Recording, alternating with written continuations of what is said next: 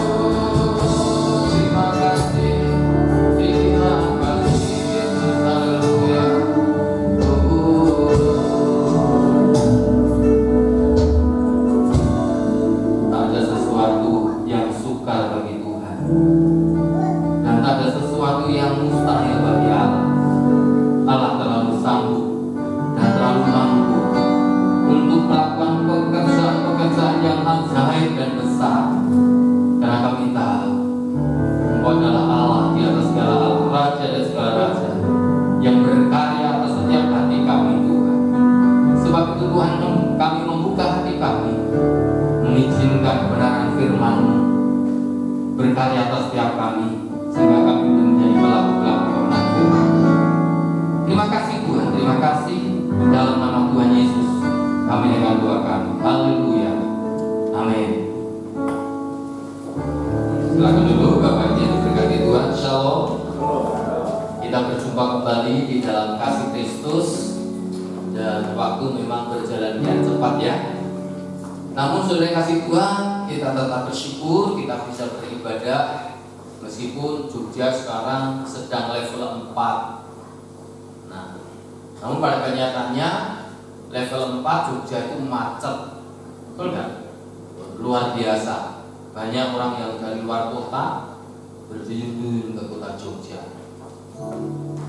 Oleh karena itu orang Jogja malah protokol kesehatannya sangat ketat. Ya. Dan level 4, saya nggak tahu standar level 4 itu seperti apa, karena jumlah penderitanya ya tentunya tidak seperti pada waktu Delta ya. Delta. Tapi kita tetap percaya kepada Tuhan bahwa Allah pelindung kita, Allah yang menjaga kita, Allah yang memelihara kita. Amin. Jadi Tuhan tidak akan pernah meninggalkan kita menjadi yatim piatu. Tuhan tidak akan pernah menjadikan kita orang yang terlantar. Tuhan senantiasa memberkati kita. Amin. Nah, saudara kasih Tuhan, saya tertarik dengan 1 Raja-Raja pasal yang ke-19 ayat 1 sampai yang ke-8, saudara. Saya lihat seorang tokoh Alkitab yang hebat, tapi hanya dengan perkataan dari seorang wanita akhirnya rontoklah, gugurlah imannya, mulai down, saudara. Kita lihat di dalam 1 Raja-Raja pasal yang ke-19 ayat 1 sampai yang ke-8, saudara. Perkataan yang merontokkan iman, saudara. Ya, sebab itu kita harus hati-hati, harus tetap melekat kepada Tuhan. Ya, saya akan bacakan kebenaran firman Tuhan ini. Elia ke Gunung Horeb. Ketika Ahab memberitahukan kepada Isabel segala yang dilakukan Elia dan perihal Elia membunuh semua nabi itu dengan pedang, maka Isabel menyuruh seorang suruhan mengatakan kepada Elia, beginilah kiranya para Allah menghukum aku. Bahkan lebih lagi daripada itu, jika besok kira-kira pada waktu ini aku tidak membuat nyawamu sama seperti nyawa salah seorang dari mereka itu, maka takutlah Elia, lalu bangkit dan pergi menyelamatkan nyawanya. Dan setelah sampai ke Berseba yang termasuk wilayah Yehuda, ia meninggalkan bujangnya di sana. Tetapi Elia sendiri masuk kepada gurun sehari perjalanan jauhnya, lalu duduk di bawah sebuah pohon ara. Kemudian Elia ingin mati, katanya, cukuplah itu sekarang ya Tuhan, ambillah nyawaku, sebab aku ini tidak lebih baik daripada nenek moyangku. Sesudah itu Elia berbaring dan tidur di bawah pohon ara itu. Tetapi tiba-tiba seorang malaikat menyentuh Elia serta berkata kepadanya, bangunlah, makanlah. Ketika Elia lihat sekitarnya, maka pada sebelah kepalanya ada roti bakar dan sebuah keti berisi air. Lalu ia makan dan minum, kemudian berbaring pula. Tetapi malaikat Tuhan datang untuk kedua kalinya dan menyentuh dia serta berkata, bangunlah, makanlah, sebab kalau tidak perjalananmu nanti terlalu jauh bagimu. Maka bangunlah Elia, lalu makan dan minum, dan oleh kekuatan makanan itu Elia berjalan 40 hari 40 malam lamanya sampai ke gunung Allah, yakni Gunung Horeb. Amin. Nah, saudara-saudara kasih Tuhan, jika kita memperhatikan dari pembacaan ini, tentunya kita kaget, saudara. Kenapa?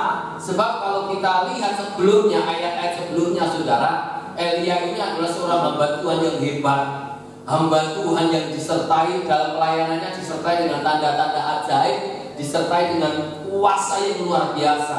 Nah, saya mencatat ada 8 perkara yang dikerjakan oleh seorang hamba Tuhan yang bernama Elia ini, saudara yang kasih Tuhan. betapa hebat dan betapa luar biasanya perkataan iman, perkataan yang luar biasa, perkataan yang mendatangkan mujizat, perkataan yang menghadirkan kuasa Allah. Ini sesuatu yang sangat luar biasa, saudara kasih Tuhan. Nah, sebelum kita membahas dari ayat-ayat tadi, kita akan lihat dulu, saudara, apa yang sudah dikerjakan oleh Elia. Elia seorang hamba Tuhan yang hebat, hamba Tuhan yang waduh, sangat luar biasa. Mungkin kalau zaman sekarang, apa yang sudah diperbuat oleh Elia, pasti banyak orang yang berduyun-duyun datang menemui Elia, minta untuk didoakan, minta untuk sudah dibawa di dalam seluruh pergumulannya, supaya apa? Supaya Elia ini bisa memberkati orang yang datang kepadanya, saudara. Yang pertama, saudara, Elia apa yang dikerjakan oleh? Yang pertama, Elia membuat hujan tidak turun selama 3,5 tahun di Israel. Ini perihal tentang kaitannya dengan Ahab. Ahab itu adalah anak dari Omri, di mana nenek moyangnya mereka adalah orang-orang yang takut akan Tuhan, selalu menyembah kepada Allah yang hidup.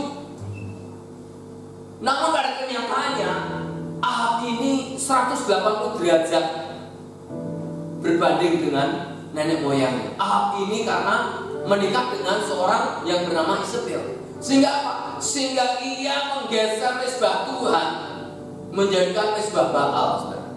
Bukan lagi menyembah kepada Allah sang pencipta langit dan bumi, tetapi Ahab ini menyembah kepada dewa-dewa Baal.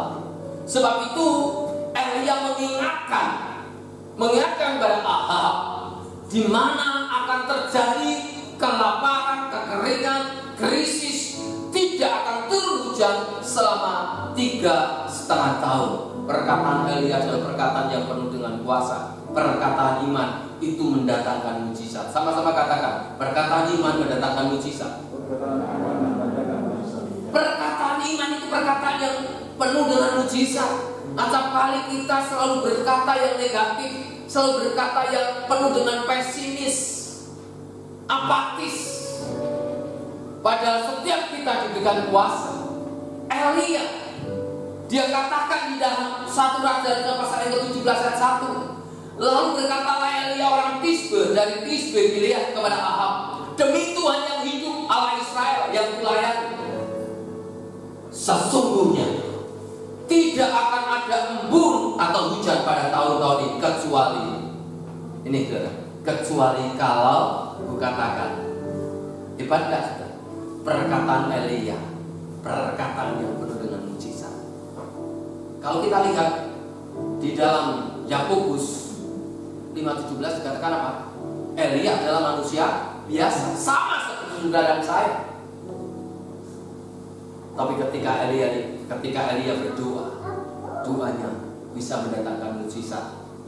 Doanya bisa menahan hujan dan bisa menurunkan hujan. Itu hebat.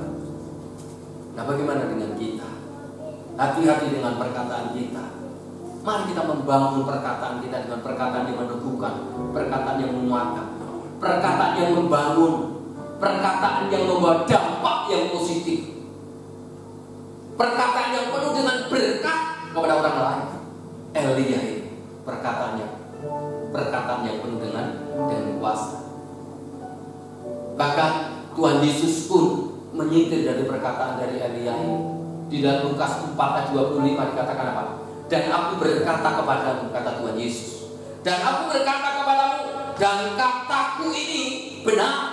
Pada zaman Elia terdapat banyak perempuan janda di Israel ketika langit tertutup selama 3 tahun dan 6 bulan, dan ketika bahaya kelaparan yang hebat menimpa seluruh negeri. Saudara, ini perkataan Elia, perkataan yang sangat luar biasa. Pelayanannya disertai dengan berbagai macam tanda ajaib dan kuasa.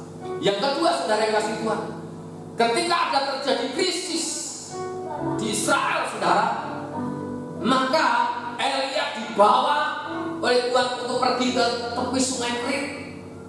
Di sana akan dipelihara supaya Elia bisa minum dan diberkati melalui apa? Burung gagak. Ya. pagi sore itu memberkati Elia dengan roti. Burung gagak, saudara. Burung gagak itu bisa dipakai Tuhan untuk memberkati Elia. Orang-orang di luar Tuhan, orang-orang yang tidak percaya kepada Tuhan, bisa dipakai Tuhan untuk memberkati saudara dan saya. Jangan pernah membatasi kuasa Tuhan. Jangan pernah menutup akan berkat Tuhan dengan cara-cara yang di luar nalar kita. Allah bisa memakai siapa saja, saudara kasih Tuhan.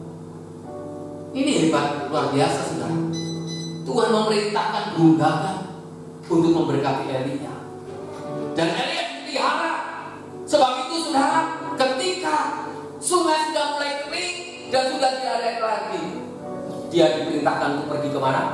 Kepada seorang janda di Safat.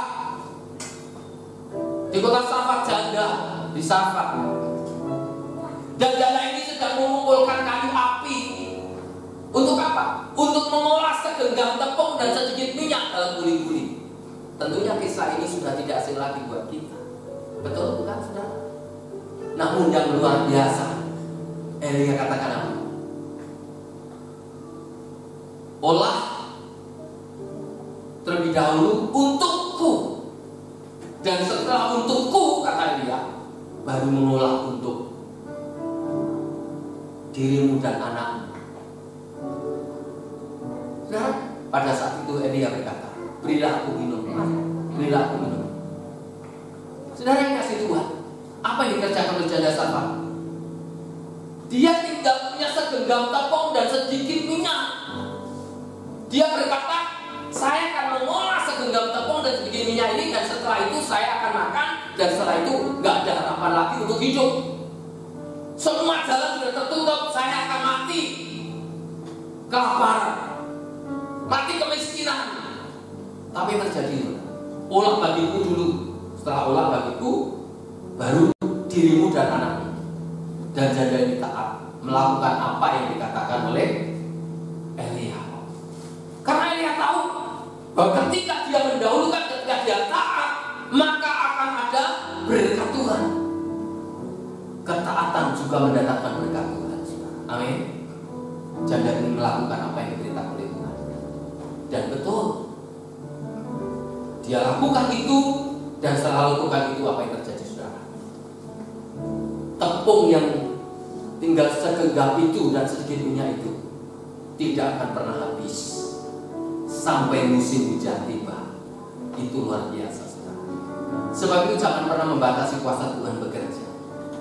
Perkataan Elia adalah perkataan yang penuh dengan mujizat, perkataan yang penuh dengan kuasa yang luar biasa, saudara. Ini janda di Safat, saudara. Dan ternyata tidak sampai berhenti di situ, sudah dikasih Tuhan. Ada masalah baru muncul. Ternyata anaknya janda ini sakit dan ternyata mati.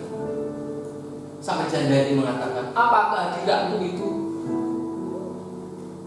mendatangkan kutuk sehingga anakku mati, katanya.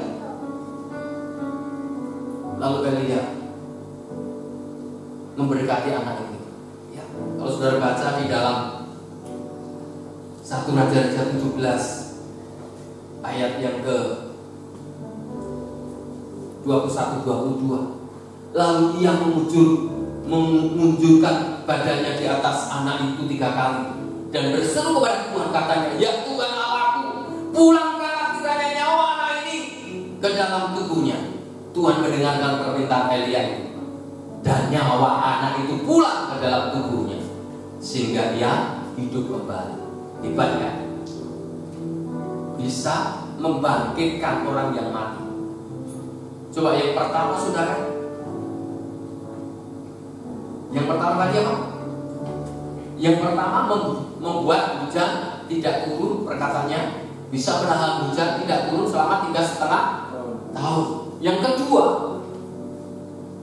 menggandakan roti, menggandakan tepung yang segenggam dan sedikit minyak itu sampai musim hujan turun. Dan yang ketiga, bisa menghidupkan dan bisa memulangkan kembali nyawa anak itu. Ini hebat. Nah, coba kalau ada seorang pendeta, hamba Tuhan model seperti Elia, saya yakin jemaatnya pasti banyak, saudara. Saudara yang kasih Tuhan, banyak orang datang, tapi mereka datang bukan mencari Yesus, tapi mereka datang hanya untuk mencari apa? Berkatnya, pertolongannya. Setelah itu ya goodbye, tinggalkan. Ini yang sering terjadi. Saya sudah berulang kali saudara mendoakan orang sakit, jamah Tuhan, sembuhkan Tuhan. Saudara, banyak. Tapi apakah mereka percaya pada Tuhan? Bahkan pernah saya saksikan saudara, ketika ada orang mengalami kecelakaan dan suami istrinya nggak tahu kalau suaminya ada di rumah sakit, di ICU di Sarjito. Saudara, kami doakan dan dokter sudah angkat tangan karena ada pendarahan di otaknya, tapi mujizat Allah terjadi. Istrinya baru 1 minggu kemudian baru tahu, dia nggak tahu kalau istrinya. Dan apa yang terjadi saudara? Pertama kali, Pak, saya mau percaya sama Tuhan Yesus dan saya mau melayani Tuhan. Setelah itu apa? Apakah dia setia? Benar-benar setia. Saya besok aja nggak kenal sama saya. Bukan urusan saya. Yang terpenting kami tabur. Kami tabur kebenaran firman Tuhan. Itu urusannya dengan Tuhan. Nah ini saudara kasih, bisa menghidupkan anak janda di Sarfat. Itu yang ketiga. Yang keempat saudara, Elia kembali berbuat mujizat yang luar biasa, mendatangkan api surga untuk memakan kurban bakaran saudara. Ini kisahnya tentang pertandingan melawan nabi-nabi Baal. Berapa jumlahnya? Elia seorang diri melawan 450 nabi Baal. Saudara, buat ya kurban bakaran, ada mezbah, lembu ditaruh di atasnya. Saudara, Nabi Baal itu diminta untuk mulai beribadah, mempersembahkan kurban bakaran itu kepada Allahnya. Dan di atas tumpukan kayu kering. Lalu apa terjadi? Sampai menoreh-norehkan pedang dan tubuhnya keluar darah. Allahnya tidak mendengar. Sampai Elia ngejek, terus berdoalah. Jangan-jangan Allahmu sibuk, jangan-jangan Allahmu nggak ada waktu untuk mengurusi dirimu. Tapi terjadi sudah. Kurban dari Elia di kiri kanannya dibuat parit, diputarin dengan parit itu, ditaruh api, bahkan kurban bakarannya itu atasnya juga digerujuki dengan air, saudara, dengan air. Dan ketika dia berdoa di mana semuanya basah dengan air, dan dengan waktu sekejap api dari surga itu menjilat habis kurban bakaran dari Elia, sehingga 400 nabi Baal itu dibantai semua sama Elia. Nah saudara, ini yang hebat luar biasa. Dan setelah itu Elia nyatakan sampaikan kepada Allah akan turun hujan, padahal itu dalam keadaan terang benderang. Lalu diminta Gehazi, pergi ke atas gunung, lihat ada pada sana. Tuhan, nggak ada apa-apa. Tapi pergi kembali sampai ketiga kali, dan ada segenggam awan dan muncullah gelap gulita awan dan turun hujan. Saudara, mendatangkan hujan di Israel itu luar biasa, mendatangkan hujan. Itu Elia saudara. Dan hebat juga pelayanannya Elia. Yang pertama tadi menahan supaya hujan tidak turun, ya kan? Yang kedua menggandakan tepung. Yang ketiga menghidupkan orang mati. Yang keempat mendatangkan api dari surga. Yang kelima mendatangkan hujan turun. Saudara, ini sesuatu yang sangat luar biasa. Saudara, dan Yakobus 5:18, lalu ia berdoa pula dan langit menurunkan hujan dan bumi pun mengeluarkan buahnya. Itu pelayanan Elia, hebat saudara. Dan yang keenam saudara, yang keenam itu Elia bisa mendatangkan api dari surga yang membunuh seorang perwira dan 50 pasukannya sampai 2 kali. 2 Raja-Raja pasal yang 1 ayat 9 sampai 10. Sesudah itu disuruhnya Allah kepada Elia, seorang perwira, dengan ke-50 anak buahnya. Orang itu naik menjumpai Elia yang sedang duduk di atas puncak bukit. Berkata orang itu kepadanya, "Hai abdi Allah, raja bertitah, turunlah." Tetapi Elia menjawab, katanya kepada perwira itu, "Kalau benar aku abdi Allah, biarlah turun api dari langit memakan engkau habis dengan ke-50 anak buahmu." Maka turunlah api dari langit memakan dia habis dengan ke-50 anak buahnya. Ini Raja Ahazia, anak dari Ahab. Ternyata buah jatuh tidak jauh dari pohonnya. Ahazia juga jahat di mata Tuhan, sampai dia mau membunuh juga Elia dan mengutus perwira untuk mencari Elia, disertai dengan 50 pasukan Elia. 50 pasukan Elia. Dan saat itu Elianya berkata, "Jika aku ini hamba Allah, maka api dari surga turun." Dan saat itu juga api dari surga turun menyambar perwira itu dan ke-50 itu. Binasa semua. Seharusnya Ahazia itu sadar diri. Seharusnya Ahazia itu sadar diri dan bertobat, berbalik dari tingkah lakunya yang jahat. Tapi masih mengutus kembali yang ketujuh, mengutus kembali perwira beserta dengan 50 tentaranya. Dan terjadi lagi mujizat Allah. Ini saudara kasih Tuhan. Akhirnya Ahazia sadar hanya kepada Allah Sang Pencipta langit dan bumi yang bisa melakukan segala sesuatunya. Tapi dia masih tetap berkeras hati, masih tetap hatinya tegar tengkuk. Dia tidak percaya kepada Tuhan. Saudara, acap kali kita menjumpai orang-orang yang seperti itu, kita sudah mengingatkan, kita sudah memberitahu, namun ternyata masih tetap tegar tengkuk, tidak mau bertobat, tidak mau kembali kepada jalan yang benar.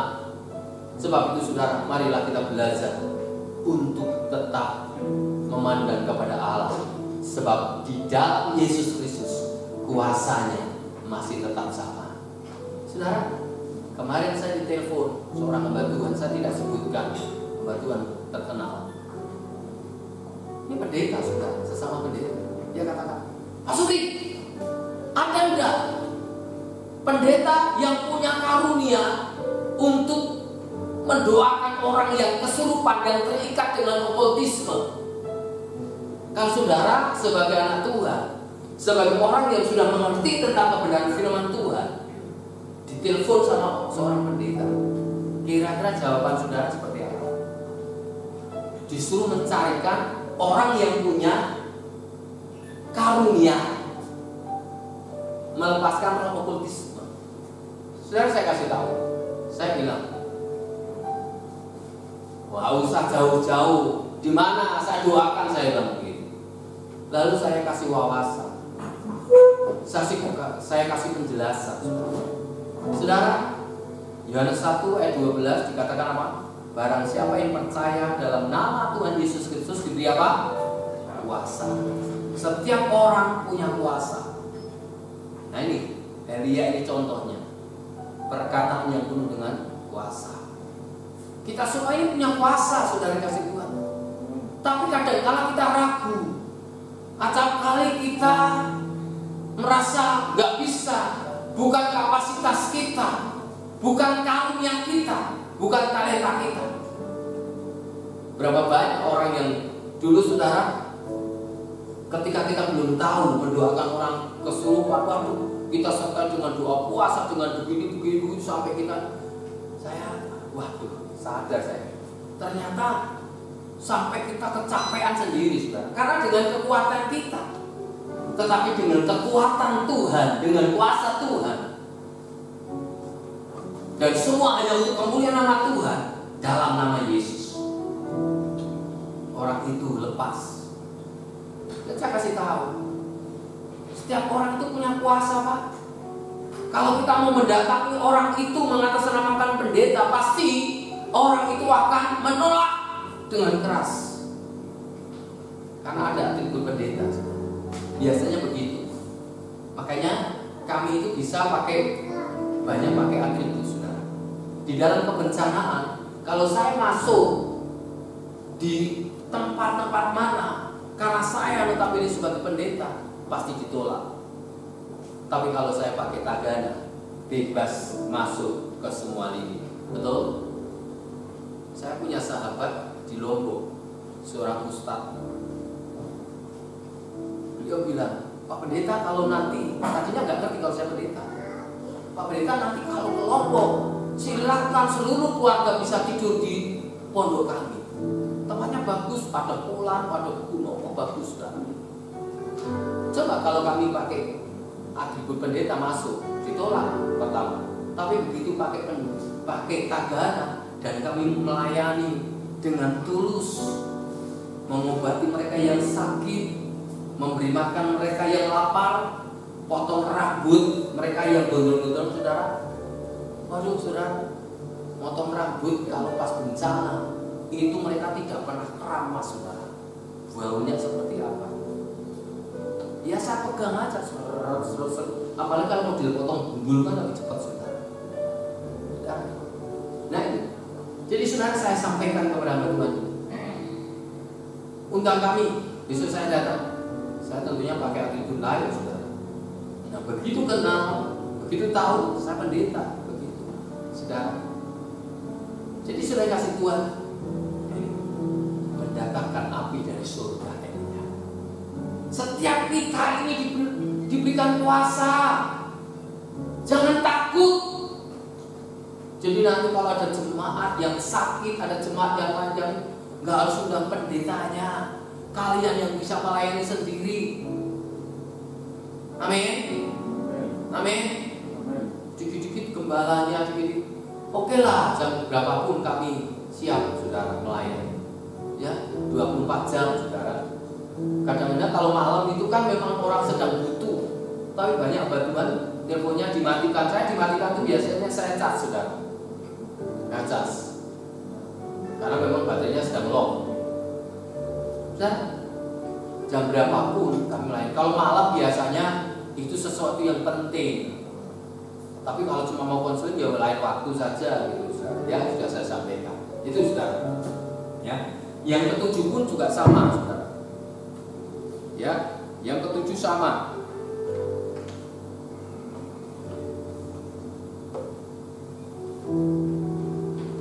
Ya, yang ketujuh mendatangkan api, yang mendatangkan api dari surga untuk kedua kalinya, untuk membunuh perwira dan 5 pasukannya. Itu di dalam 2 Raja-Raja pasal 1 ayat 11 dan 12.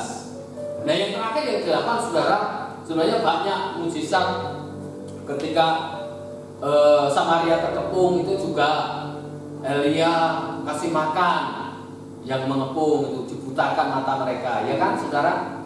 Itu dibutakan mata mereka. Gehazi melihat ada pasukan yang jumlahnya besar, tapi mata Gehazi ketika didoakan sama Elia, ternyata pasukan yang menyertai Elia dan Gehazi jauh lebih besar. Meskipun secara fisik hanya Gehazi dan Elia, tapi pada kenyataannya, saudara. Nah, membelah air sungai Yordan dengan jubahnya. 2 Raja-Raja pasal 2 ayat 8. Lalu Elia mengambil jubahnya, digulungnya, dipukulkannya ke atas air. Maka terbagilah air itu ke sebelah sini dan ke sebelah sana, sehingga menyeberanglah keduanya dengan berjalan di tanah yang kering. Nah, saudara kasih Tuhan, ini Elia ketika sedang dijemput oleh malaikat Tuhan bersama dengan Elisa. Bersama dengan Elisa menyeberangi sungai Yordan, dan sungai Yordan dipukul dengan jubahnya Elia, dan akhirnya sungai Yordan itu terbelah menjadi 2. Jadi bukan hanya Musa saja yang bisa membelah laut tebal, tapi ternyata Elia juga melakukan mukjizat membelah sungai. Itu luar biasa, saudara kasih, membelah sungai. Ini hebat, luar biasa. Nah, kalau kita lihat pelayanan Elia seperti ini, pasti hebat. Tapi namanya Elia juga manusia biasa, sama seperti kita. Tadi ketika mendengar ancaman dari seorang wanita yang bernama Yezebel, jika hari ini nyawamu tidak sama seperti mereka nabi-nabi Baal itu, jangan sebut aku Yezebel. Apa yang dilakukan saudara? Apa yang dilakukan sama dia? Dia mengalami ketakutan. Saudara pernah mengalami ketakutan tidak? Saya yakin ketakutan itu sesuatu yang wajar. Jangan sampai kita berlebihan dalam meresponi ketakutan. Resiko terbesar dalam kehidupan kita adalah mati, betul? Besok mati, sekarang juga mati. Gak usah takut. Karena Tuhan tidak pernah memberikan ketakutan buat kita. Roh yang membangkitkan, roh yang memberikan semangat buat kita. Diancam itu sudah terjadi apa belum, saudara? Halo? Halo? Sudah terjadi apa belum? Belum. Baru diancam. Kalau diancam itu pasti tidak akan terjadi, tapi sudah mengalami ketakutan yang teramat sangat hebat. Elia ketakutan. Dia melarikan diri sampai dia di padang gurun. Saudara, dan apa yang terjadi, saudara? Elia sampai berkata begini. Ini tadi apa? Kata-kata Elia. Ayat ketiga, maka takutlah Elia lalu bangkit dan pergi menyelamatkan nyawanya.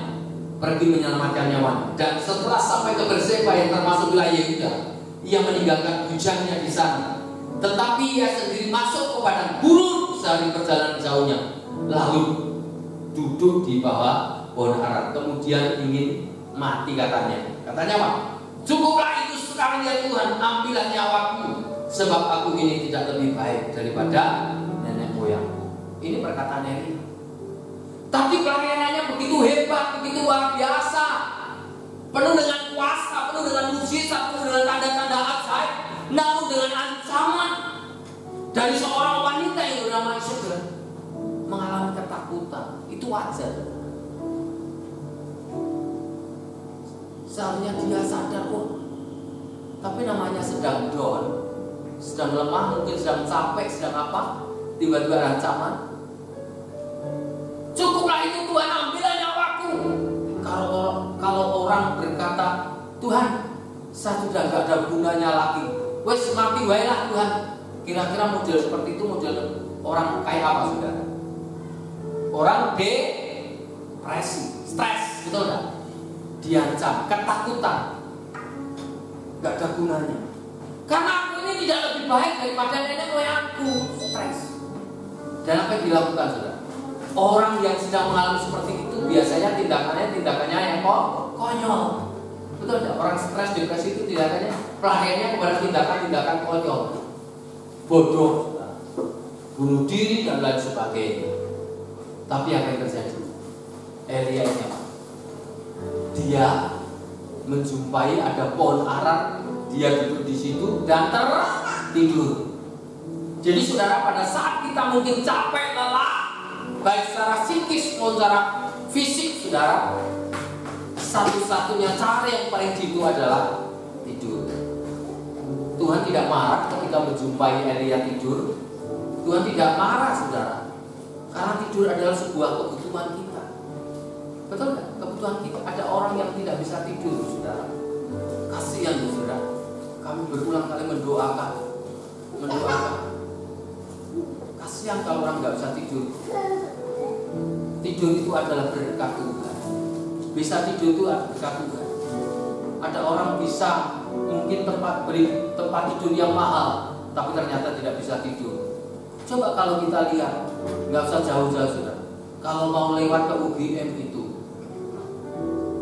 kadang-kadang wah enak bener, jam sekian orang banyak lalu lalang.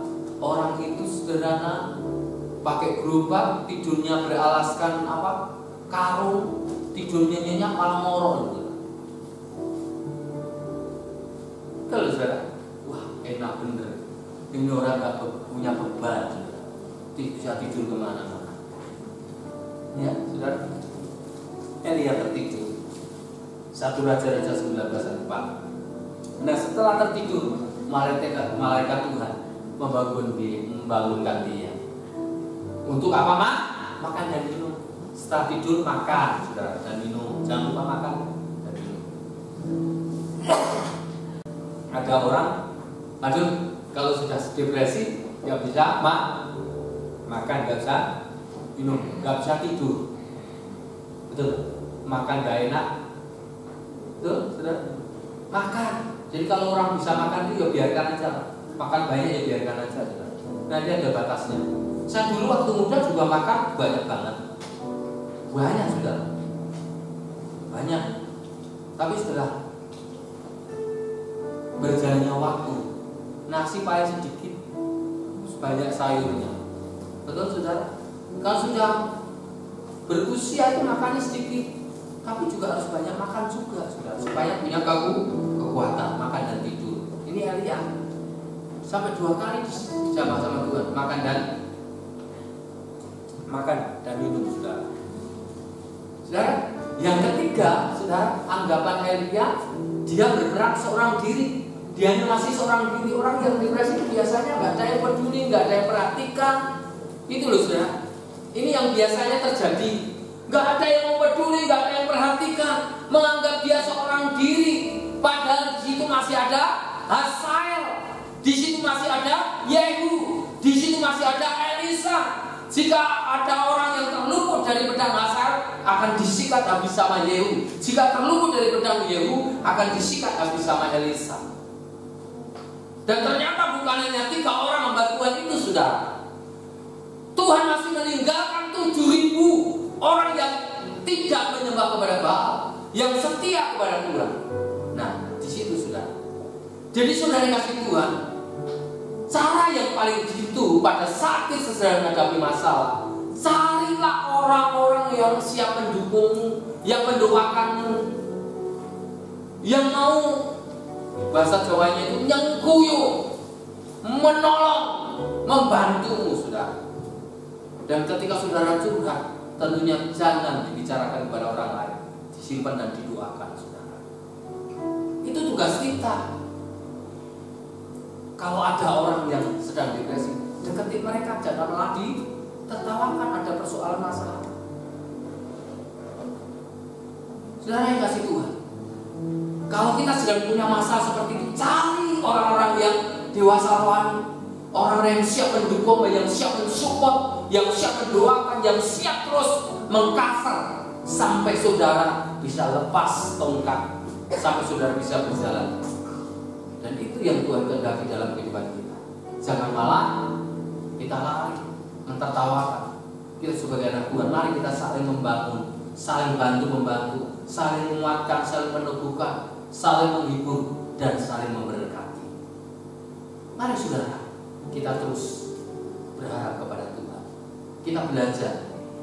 Jangan sampai kita mengatakan dengan perkataan-perkataan yang merontokkan iman kita, tetapi perkataan-perkataan yang membangun, perkataan-perkataan yang penuh dengan iman, perkataan yang positif, meneguhkan.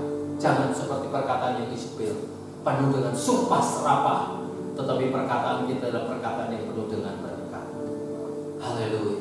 Satu-satunya yang ku andalkan, satu-satunya yang ku percaya, Engkau kekuatan, sumber kedamaian, sumber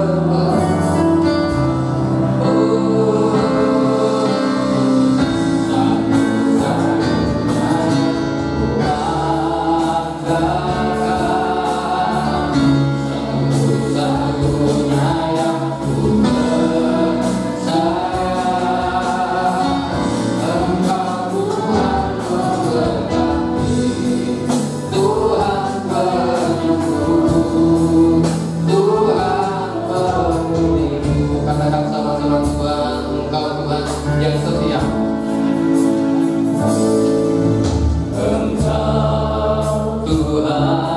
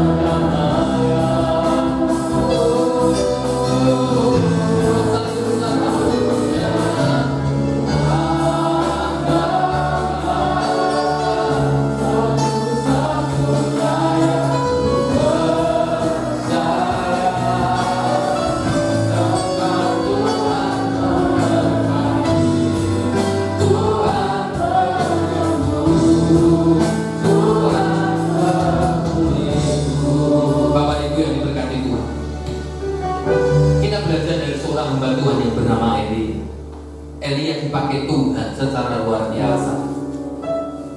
Elia dalam pelayanannya disertai dengan tanda-tanda ajaib dan mujizat yang luar biasa. Seorang hamba Tuhan yang hebat. Namun pada kenyataannya Elia adalah manusia biasa, sama seperti saudara dan saya. Dia juga mengalami ketakutan. Dia juga mengalami depresi. Dia juga mengalami tidak percaya diri. Mungkin hal itu saat ini terjadi dalam kehidupan kita. Ingat, Tuhan ada di dalam setiap kehidupan kita. Tuhan tidak pernah meninggalkan kita. Dan ketika kita sadar diri, ternyata ada banyak orang-orang yang di sekitar kita yang masih setia beribadah kepada Tuhan. Cari orang-orang yang siap mensupport kita, mendukung kita, membangun iman kita, yang menemukan kita, dan yang memberkati dengan perkataan-perkataan yang positif, perkataan-perkataan iman, supaya kita bangkit kembali, supaya kita terus ada di jalur yang benar dan di dalam kebenaran. Biarlah kita tetap merendahkan diri di hadapan Tuhan, sebab segala sesuatu yang ada pada diri kita bukan karena kekuatan kita, bukan karena kehebatan kita, tapi semata-mata hanya karena kasih karunia Tuhan, hanya karena anugerah Tuhan, hanya karena berkat pertolongan Tuhan. Biar kita andalkan Tuhan, kita percayakan seluruh hidup kita kepada Tuhan, karena Dia sumber pengharapan kita, sumber pertolongan kita yang ajaib. Terima kasih Tuhan. Satu-satunya yang Tuhan andalkan, satu-satunya yang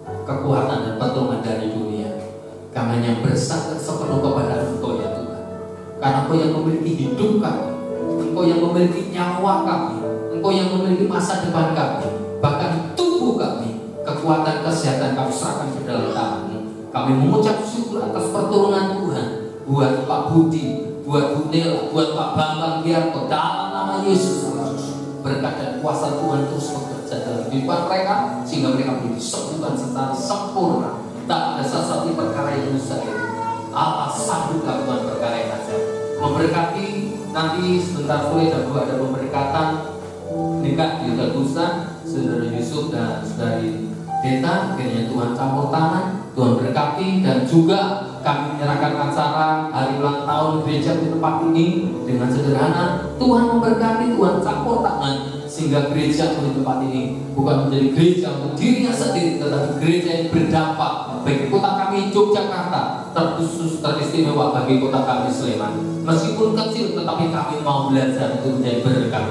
Ini yang menjadi kerinduan kami, Tuhan. Memberkati juga Tuhan acara diklat Tagana yang akan diadakan besok tanggal 28 sampai 30. Tuhan memberkati, Tuhan campur tangan, semua dana biaya yang dibutuhkan juga Tuhan cukupkan. Terima kasih. Kami juga serahkan seluruh jemaat ke dalam tangan Tuhan, baik rumah tangga mereka, baik ekonomi rezeki mereka, baik suami mereka, baik istri mereka, anak-anak mereka, studi mereka, bahkan orang tua mereka, bahkan seluruh keluarga besar mereka. Kami serahkan ke dalam tangan-Mu ya Tuhan. Tuhan terus berkarya, Tuhan terus lingkupi, beri kekuatan kasih Tuhan, terus naungi dengan kuasa-Mu, agar semuanya tetap ada di dalam kasih karunia daripada Tuhan. Memberkati kota kami Yogyakarta, memberkati kota kami Sleman, memberkati dalam pelayanan Ibu Ratna yang mana melayani orang-orang yang terpinggirkan, orang-orang yang dianggap marginal, tapi mereka adalah berharga dan mulia di mata-Mu Tuhan. Tuhan terus taruh visi hatinya untuk terus mengerjakan pekerjaan-pekerjaan Allah yang besar, yang ajaib itu.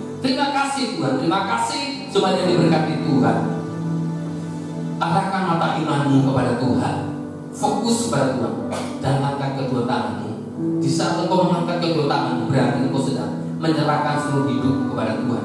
Tapi pada saat engkau menurunkan tangan-Mu, berarti engkau sedang melakukan dengan kekuatan-Mu sendiri. Tetapi berbahagia orang yang mengendalikan kekuatannya kepada Tuhan, karena mereka akan diberkati Tuhan. Terima kasih Tuhan.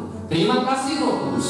Kiranya Tuhan memberkati setiap jemaat-Mu, memberkati rumah tangga mereka, memberkati usaha mereka, memberkati pekerjaan mereka, memberkati soal dan mereka, dan memberkati studi mereka, memberkati kesehatan mereka, sehingga jemaat di tempat ini adalah semacam diberkati Tuhan. Pulanglah, terima berkat anugerah sukacita dan sejahtera kasih Sang sempurna, berkat yang sejati, berkat yang datangnya dari Allah Bapa, cita kasih sayang dari Tuhan Yesus Kristus, persekutuan dengan Allah Kudus akan mengangkatmu terbang tinggi, dan kau akan terus di bawahnya maju dan bukan mundur. Maka segala perjalananmu akan dibuatnya berhasil beruntun, dan roh sakit penyakit tetalkan bayimu turun atasmu mulai sekarang sampai selama-lamanya. Dalam nama Tuhan Yesus Kristus, berkat Tuhan turun atasmu sekarang sampai selama-lamanya. Terima kasih Tuhan. Kiranya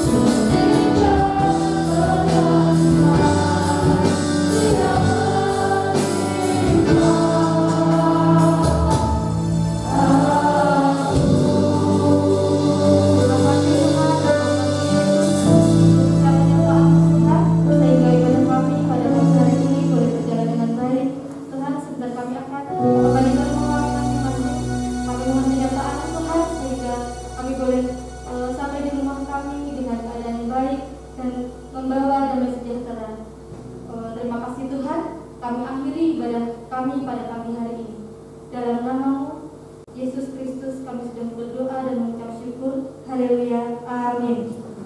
Selamat hari Minggu, Tuhan Yesus memberkati.